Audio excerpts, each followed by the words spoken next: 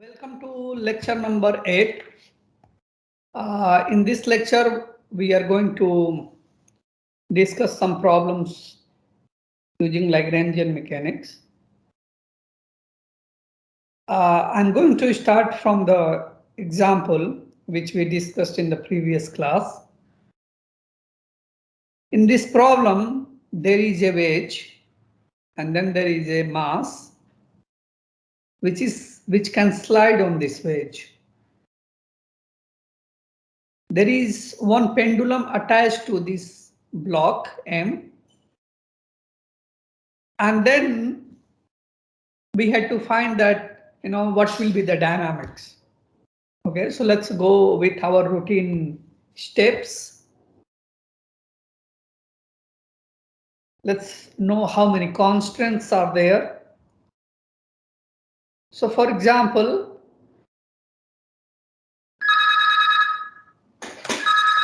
hello.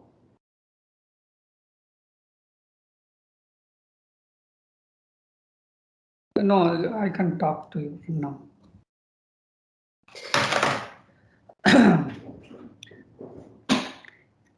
Yeah, so okay, let me start this lecture once again. I mean, there is disturbance.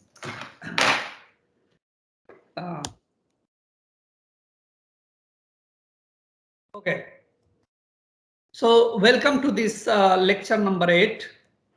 We are going to start with the example which we discussed in the previous lecture, lecture number 7, in which one mass is attached to a block, and then this block can move.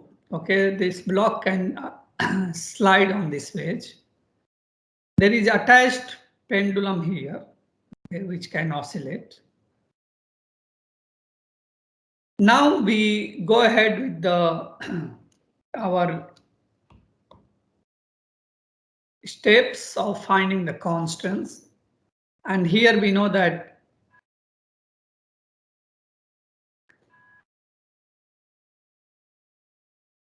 the motion is restricted in xy plane, and so the mass cannot move in z direction, this mass or even this one. So z1 will be constant and z2 will be constant. In that constant we are setting to 0, no problem. There is another constant that the motion of this block is given as this y2 is equal to x2 tan alpha, because it is sliding on this wedge. And then the last one is the length of the string, which is supposed to be fixed. And that's what we write here. Y2 minus y1 whole square plus x2 minus x1 whole square is equal to L square. So these are the 4 constants.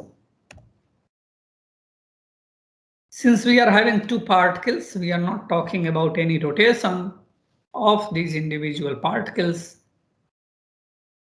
So we can have 2 degree of freedom, 3 into 2 minus 4. Okay.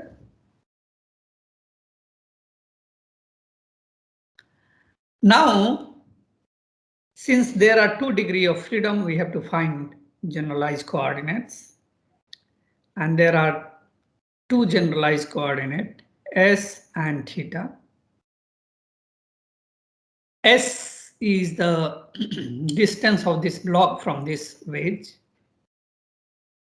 Okay, and then we set coordinate axis x and y, and then origin of that coordinate is here. Theta is the angle of this string with vertical direction. Generally, you choose y direction upward, but I have chosen downwards. But it doesn't matter, you can choose also upward.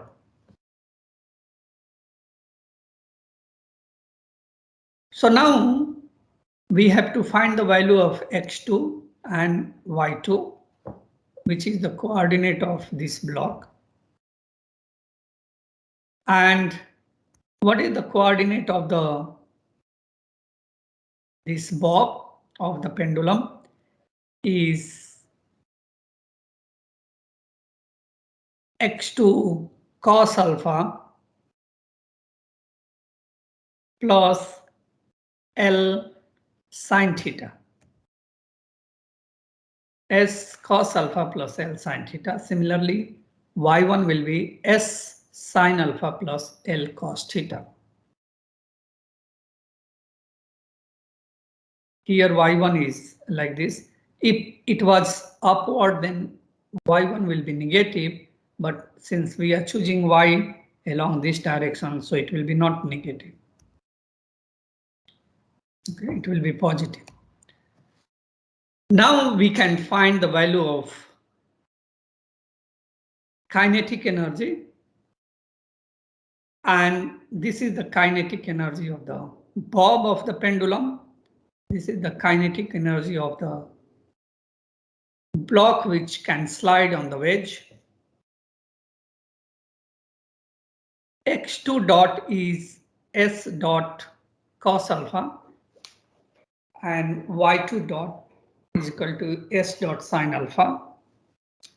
X1 dot you can find from here S dot cos alpha plus L cos theta theta dot. Y1 dot will be S dot sin alpha is constant, so Y1 is equal to S dot sin alpha minus L sin theta theta dot. Then I individually square and sum, and this is what we are going to get. This is the kinetic energy part, okay, and then this is the potential energy, which is minus mgy1 minus mgy2. We are writing minus sign here because our direction is downwards here. If you go upward, then it becomes plus. Okay. And here I have to point out that the gravity is downwards like this. Okay. Here I should have given that diagram. That gravity is along this axis. Okay. Along negative y, along y direction. Okay, not negative y direction.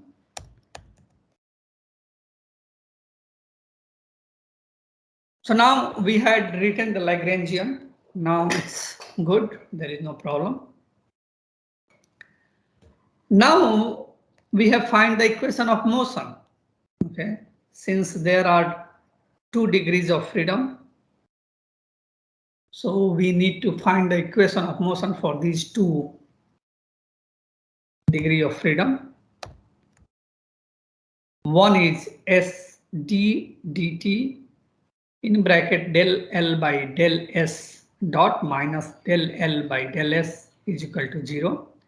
And similarly, there will be another degree of equation of motion for another degree of freedom, which is theta. In fact, there will be another equation of motion for another generalized coordinate theta. Now we have to find del L by del S dot here, and here this is your L. So we do the partial differentiation of L with respect to S dot. So first term will become 2S dot if we do the partial differentiation, and 2 and 2, this one will cancel, plus here if we are doing the partial differentiation with respect to S dot, this will be 0. Here 2L theta dot cos alpha plus theta, you treat them as constant because S and theta dot are independent quantity, independent variable. So 2 is constant, L is constant, theta doesn't depend upon S, theta dot doesn't depend upon S. So this will become 2L theta dot cos alpha plus theta, and 2 will cancel here. So you will left with M. M is going inside here. L here L theta dot cos alpha plus theta. This term I am differentiating partially with respect to S dot. So it will become 2ms dot, and 2.5 will cancel. It will become ms dot. This is not the function of this term is not function of S dot, as S and S dot are independent quantity. They are independent variable. So here this will become 0, this will become 0, and this is the answer we are going to get. Now we have to do differentiation with respect to time, total differentiation with respect to time. So what will happen? M constant, so this will become S double dot plus ML is constant, so theta double dot cos alpha plus theta. Second time theta dot minus sine alpha plus theta into theta dot, right? So if you do, first one is coming like this. The second one minus sine theta here, it will become ML theta dot sine alpha theta into theta dot. So theta dot will be theta is dot square. Okay. And that's all. And then we add simply these two terms together here, and then we get this. So first equation is going to give us the equation of motion, which is coupled with S dot and theta dot. It's not that S dot, the differential equation for S dot is not involving theta, it's also involving theta, and we get coupled differential equation. Similarly, we can find del L by del theta dot from here. This term doesn't depend upon theta. S dot and theta dot are independent variable. L square theta dot square here, so it will become 2L square. So 2.5 will cancel here. You will find ML square theta dot plus MLS dot cos alpha plus theta plus, that's all you are going to do here. So in this one, only two terms will be coming here, theta dot, this one, and then this one. Here you are not involving any theta dot, so it is gone. Okay. Similarly, you can do the differentiation with respect to theta partially, and then you see that this is going to be 0, this is going to be 0, this is going to be 2ls dot theta dot sine alpha plus theta here. Okay, and 2 will cancel here, and since minus sign we are subtracting, so that's why it is coming here. And here mgl cos theta will become mgl sin theta with minus sign, because here there is minus sign. So this is the recipe for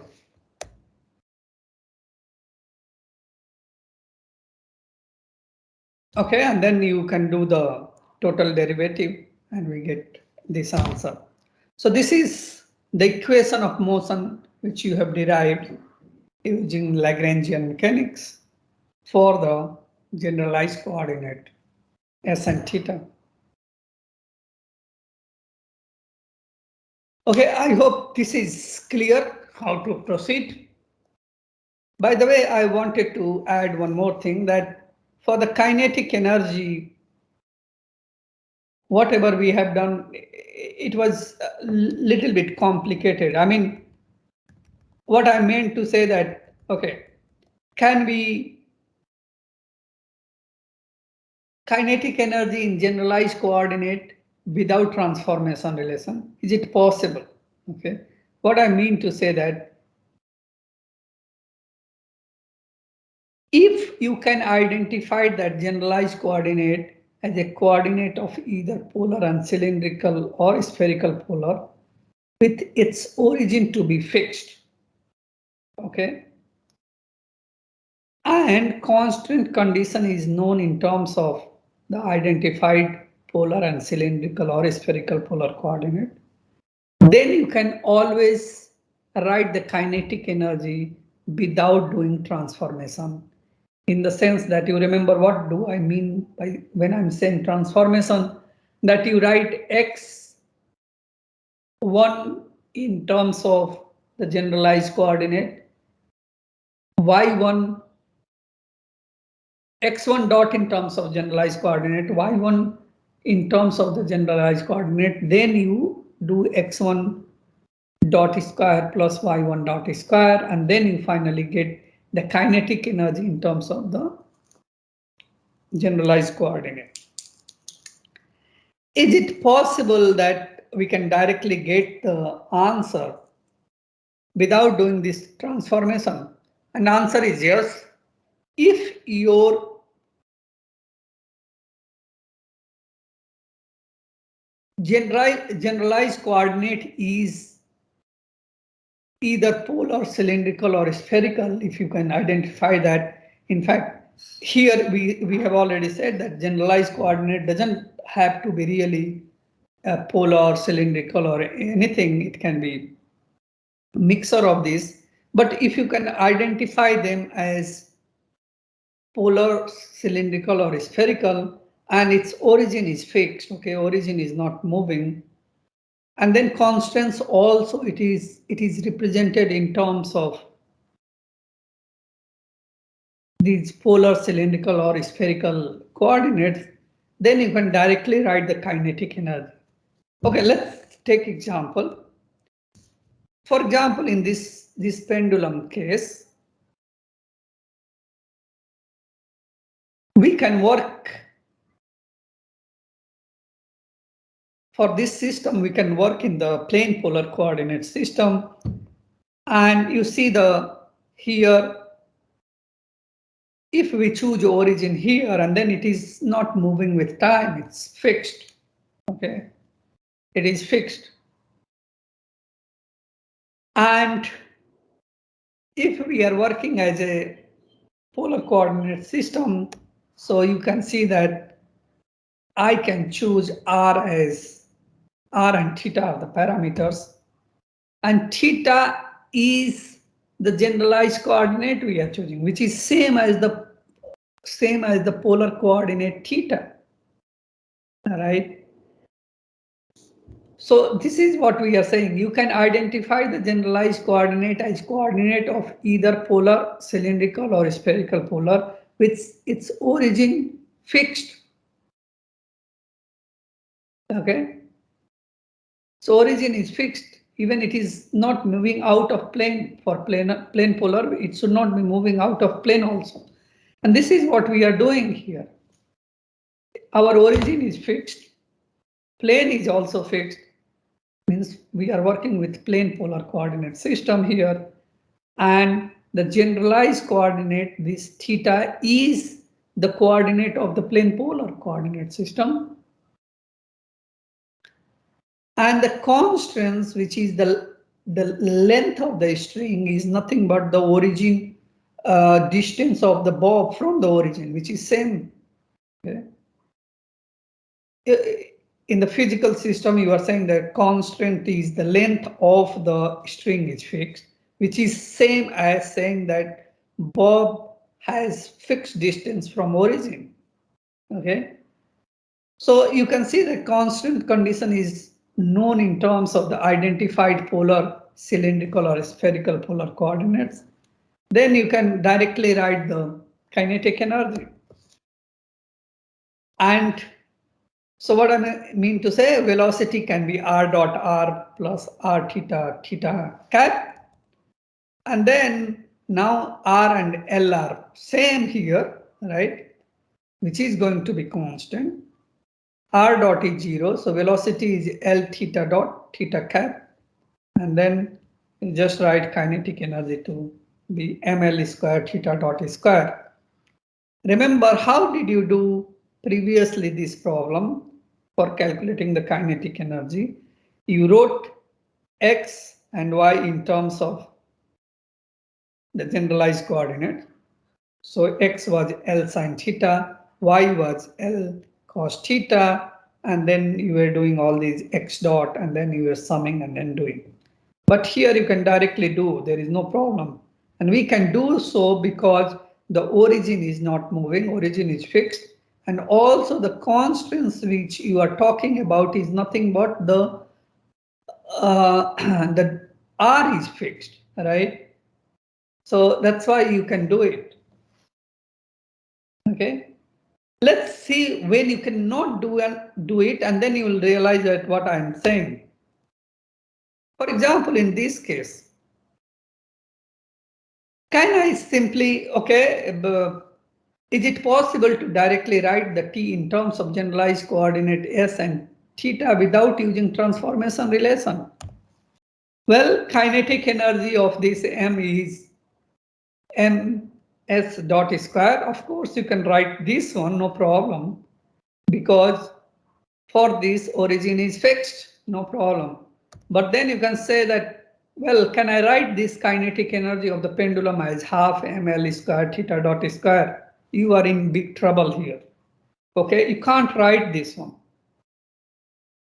because the origin is not fixed, even though the constants you are talking can be identified as one of the coordinate of the polar coordinate system, but well, origin is not fixed here. And hence you can't write like that. Simply you can't write half ms dot square plus half ml square theta dot square.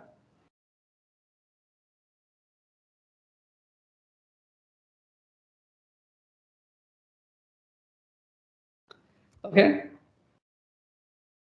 So be careful. And that's why you have to, for this, you have to go rigorously and do this kinetic energy derivation properly and get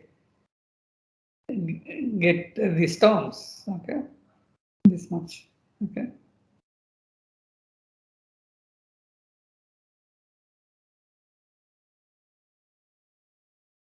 Okay, more examples.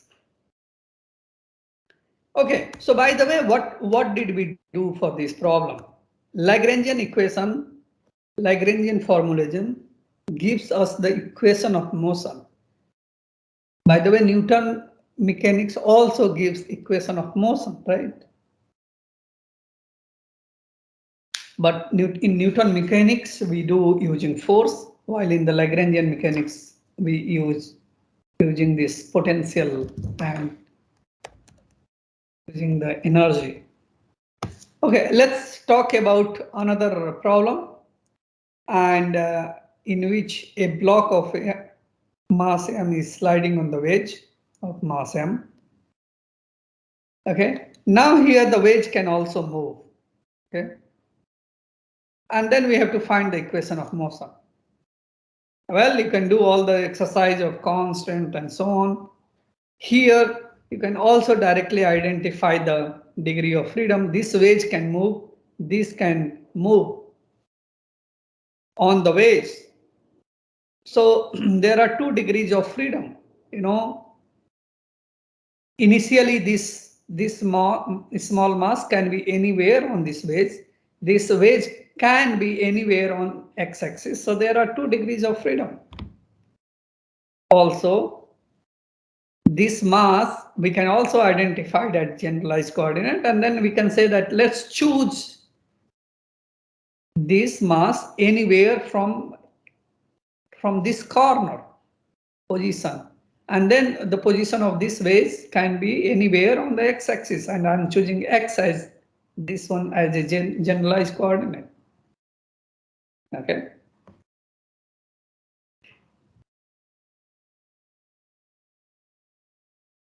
Right.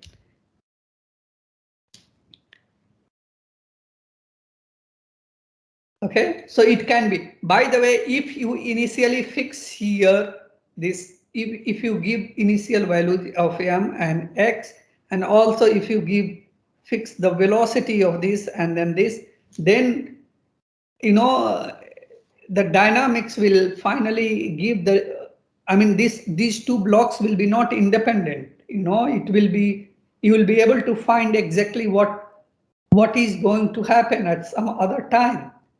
At that time, where will be this wedge will be there, and where will be the block will be there. So there is going to be a relation between them.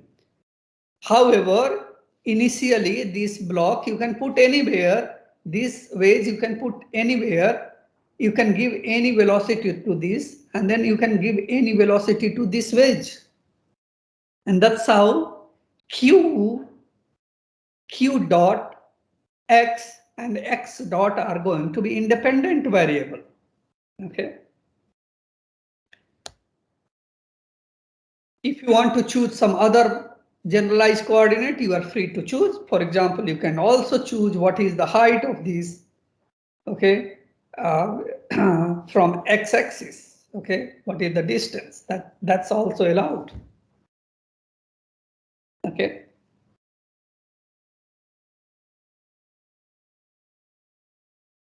But be careful. I mean, when you're choosing all these generalized coordinates, don't choose the generalized coordinate, which makes your life complicated. Well, I do all these routine business or finding constants and so on. I guess we have discussed this many times by now, and you will be able to find the degree of freedom. There are 4 constants, which is given here, and then there will be 2 degrees of freedom.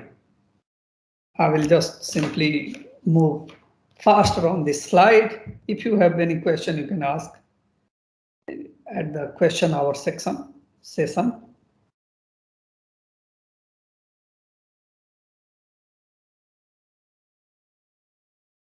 Okay, so now we make the transformation, right? By the way, we cannot simply individually write the kinetic energy of this, right? You can't simply write the kinetic energy of this block as half m x m dot square. You cannot simply write the total kinetic energy of the system as half m x m dot square plus half small m q dot square. You are going to be in deep trouble, because this this whatever you have chosen q for here is not a part of the coordinate system, Cartesian coordinate system, and also the origin is going to change. Okay, so that's why you have to make sure that you do proper transformation here. Xm is going to be x capital M plus q cos alpha, ym is equal to h minus q sin alpha. This is my coordinate system. So this is the coordinate of small block, and this is this distance plus this distance here, which is q cos alpha, because this is 90 minus alpha, and ym is equal to h minus, this is the height, h minus q sin alpha. Okay.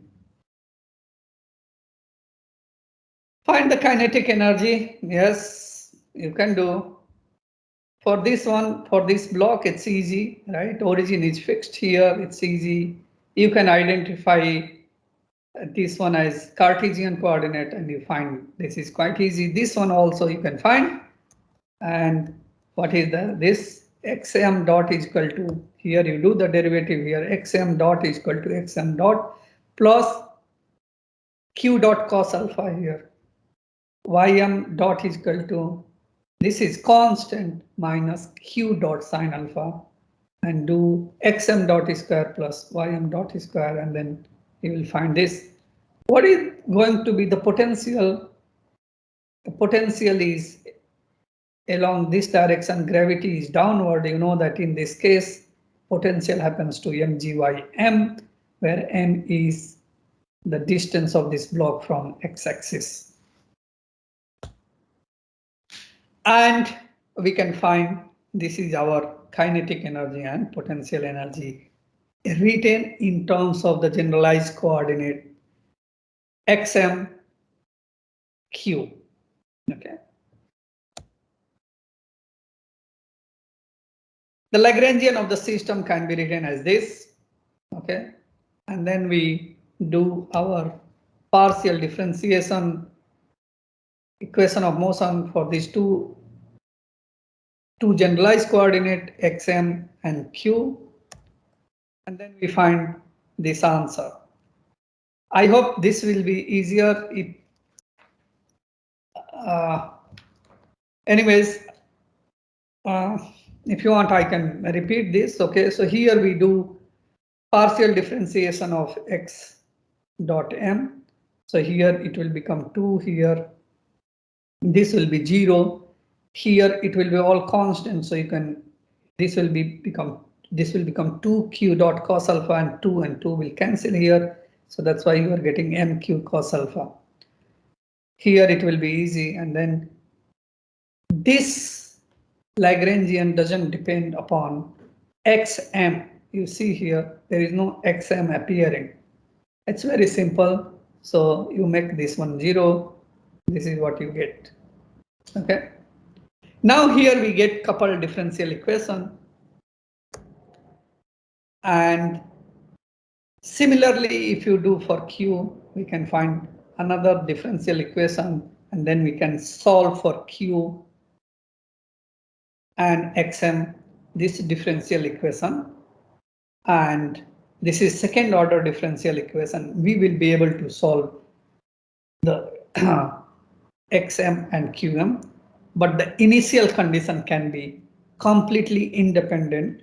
Okay, xm can be anything, q can be anything, q dot can be anything, xm dot can be anything.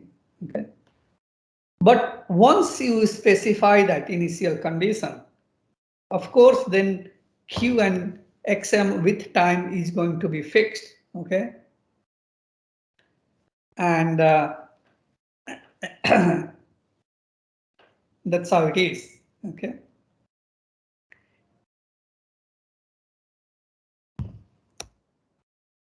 Okay, so we are having another problem here. We are having a frictionless hoop of radius r. What is meaning of this? You can consider a ring here.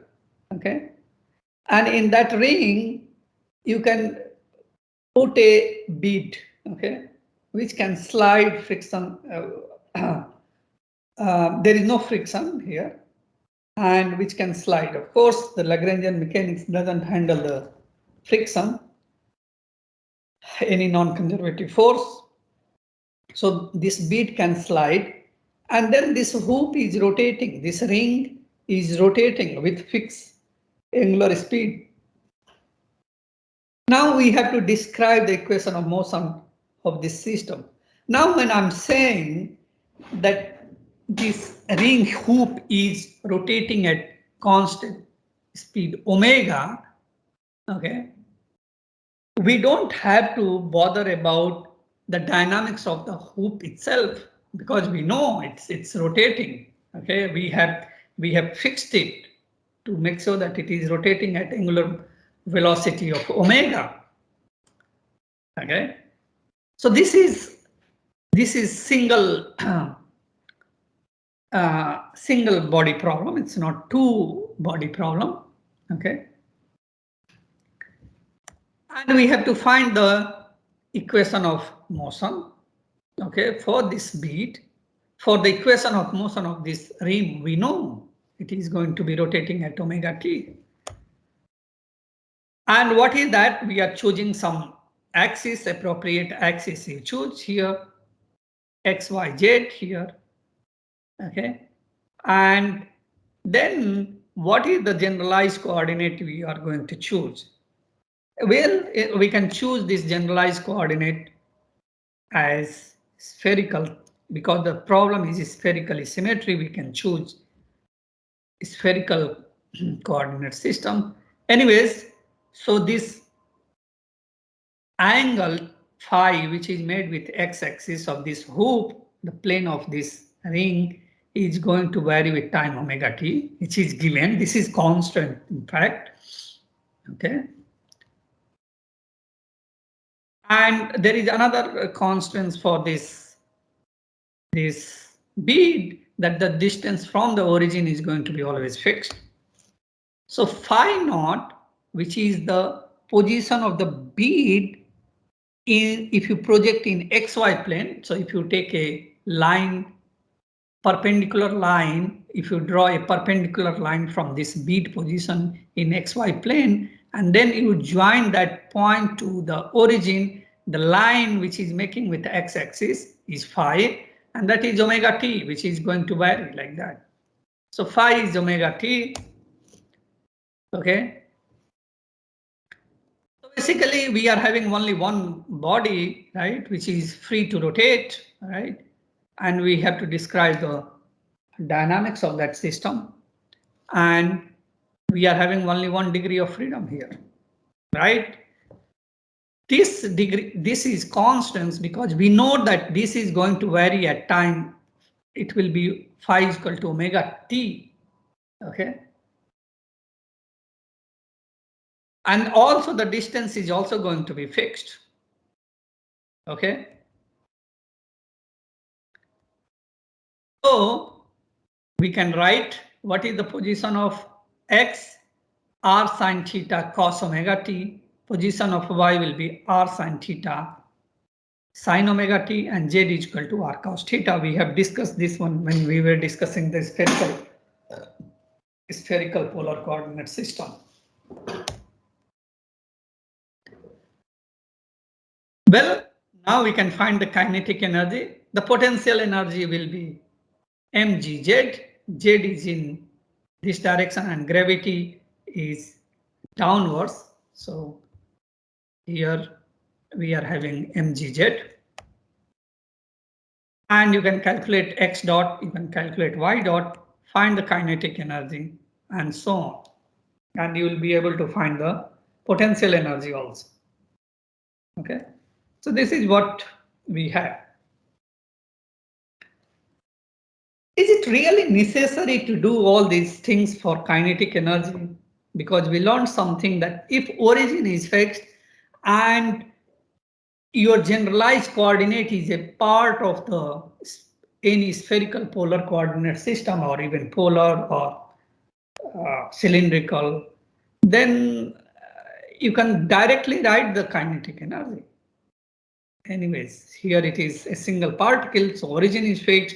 You can directly write the kinetic energy, no? Okay, I think this is the next slide. Yes. So you could have written directly the kinetic energy.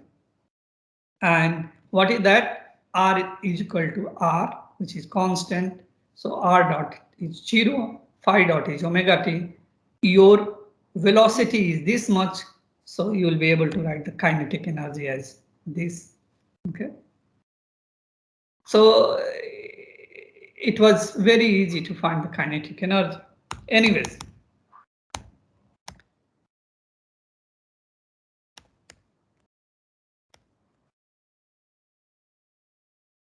Okay, so we have Lagrangian written here. We have only one generalized coordinate. You can find the equation of motion from here, and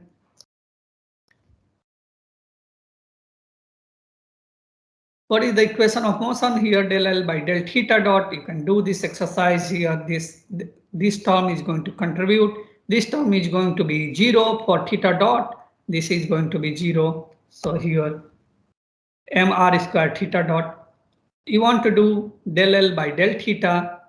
This is not going to contribute. Here it is going to contribute r omega square 2 sine theta cos theta here, and here mgr sine theta. Okay, and then you can put it like this. Do the double derivative. You find this equation of motion. Okay,